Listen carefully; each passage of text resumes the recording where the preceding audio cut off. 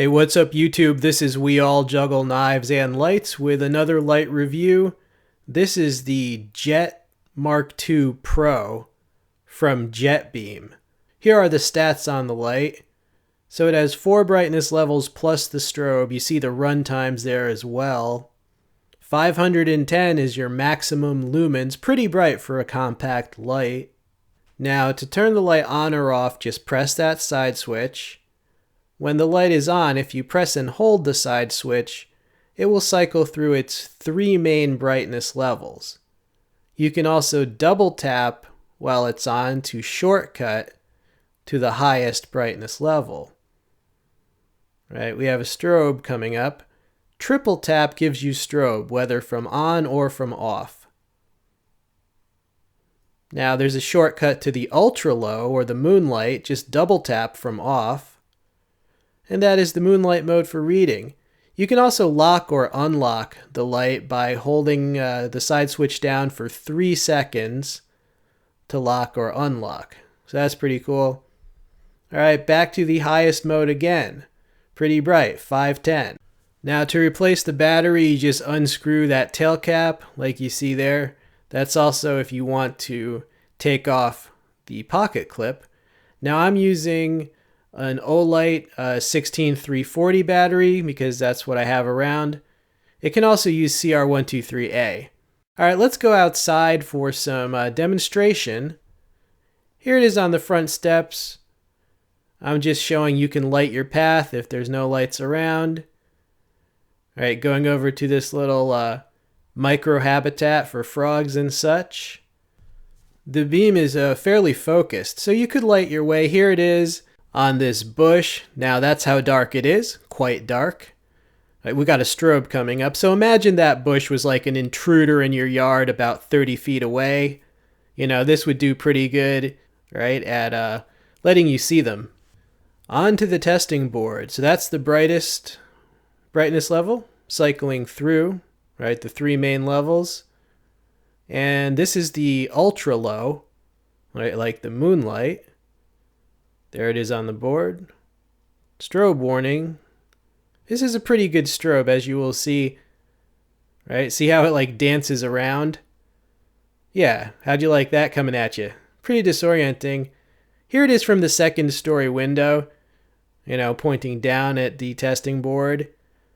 So it's a small light. It's not like ultra long range, but it's pretty decent for backyard ranges like that. All right, so on to this attack bezel. Right, this is a special feature. You see how that unscrews?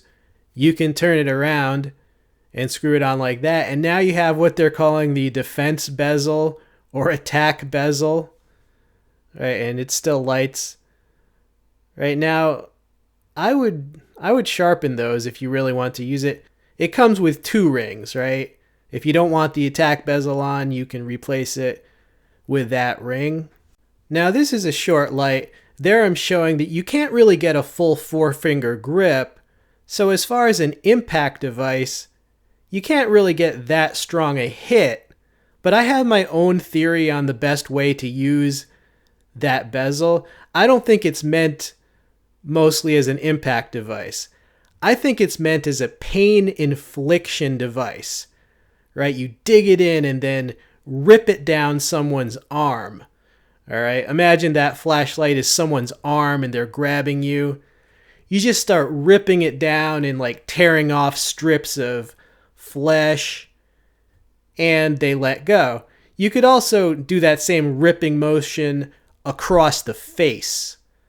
Okay, so I think in this case, because it's a small light, I think it's a pain infliction device rather than an impact device. It's just my theory on the best way to use it.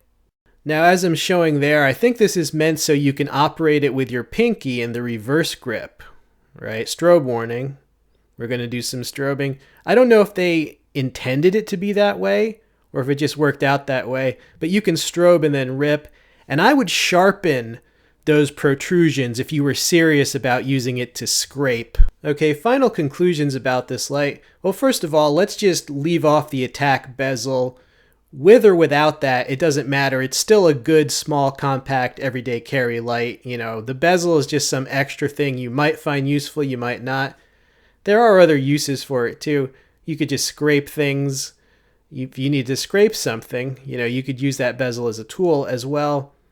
But Jetbeam makes some good stuff. Now, this was sent to me not by Jetbeam themselves, but by GearBest.com. I'm not sure what the price will be, so I'll put the price in the text box, but there will be a discount code, and I guarantee the price will be superior to Amazon's price. So check out that discount code, all right, for a good deal. See, it's got orange peel reflector there. That's the moonlight mode again. So it's a solid light by a solid company. And as for the defensive use, you know, I wouldn't rely on only a small light, but if you were forced to, certainly better than nothing. Hope you enjoyed seeing this light. This has been We All Juggle Knives and Lights. I'm out.